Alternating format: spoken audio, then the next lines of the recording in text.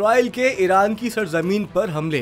खुमैनी के मुल्क ने बदला लेने की ठान ली। पासदाराने इनकलाब ने सयूनी रियासत पर 1000 मिसाइल दागने का हुक्म दे दिया। इसराइल ने ईरानी दारुल हुकूमत तेहरान, शिराज और कर्ज पर फिजाई हमले किए। इसराइल की इस जहारियत के रद्द-ए-अमल में ईरान के पासदाराने इनकलाब ने बड़ा बयान दे दिया। गैर मुल्की मीडिया के मुताबिक पासदाराने इनकलाब ने 1000 मिसाइल इसराइल पर गिराने का हुक्म दे दिया है। सिपाही पासदाराने इनकलाब का कहना है कि इसराइल ने ईरान पर हमला करके अपनी कब्र खोद दी है और अब ईरान इसराइल पर अपनी मर्जी से हमला करेगा।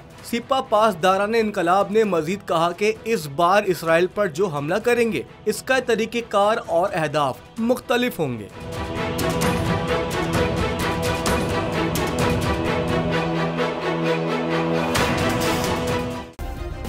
सब्सक्राइब करें और बेल दबाएं ताकि कोई खबर रह न जाए।